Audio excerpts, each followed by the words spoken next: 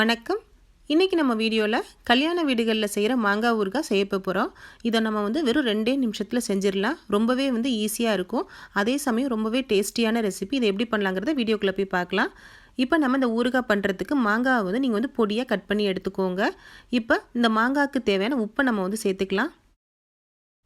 இப்போது காரத்துக்காக 1 table spoon மிளகாத்தூளை சேர்த்துக்கலாம். உங்களுடைய காரத்துக்கு தகுந்த மாதிரி நீங்கள் மிளகாத்தூளை சேர்த்துக்கோங்க.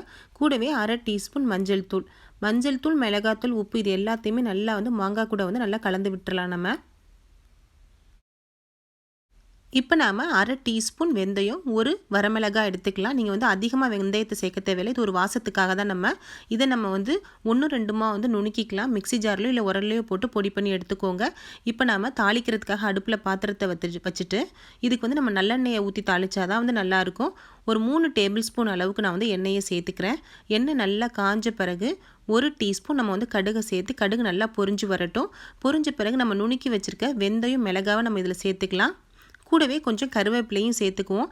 நம்ம இப்போ தாளித்த பொருள் கூட நம்ம கலந்து வச்சுருக்க மாங்காவையும் சேர்த்து நம்ம கலந்துக்கலாம். ஒரு 2 நிமிஷத்துக்கு நீங்கள் வதக்குனீங்கன்னா போதும். அதிக நேரம் நீங்கள் வதக்கணும்னு தேவையில்லை. கூடவே பெருங்காயத்தையும் சேர்த்து நம்ம நல்லா கலந்து விட்டுக்குவோம். நாம் தாளித்த பிறகு மாங்காய் அதிக நேரம் நீங்கள் அடுப்பில் வைக்கணும்னு அவசியம் இல்லை. ஒரு 2 நிமிஷத்துலேயே நம்ம அடுப்பை ஆஃப் பண்ணிடலாம். அப்போ தான் நமக்கு மாங்காய் ஊறுகாய் நல்ல டேஸ்ட்டாக இருக்கும். மாங்காய் நம்ம சேர்க்குற மாங்காய் வெந்துடக்கூடாது.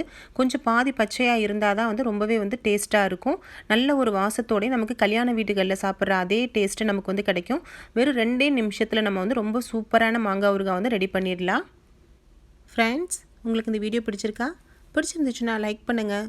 உங்கள் நண்பர்களுக்கெல்லாம் ஷேர் பண்ணுங்கள். கூடவே எங்கள் சேனலை மறக்காமல் சப்ஸ்கிரைப் பண்ணுங்கள். தேங்க்யூ.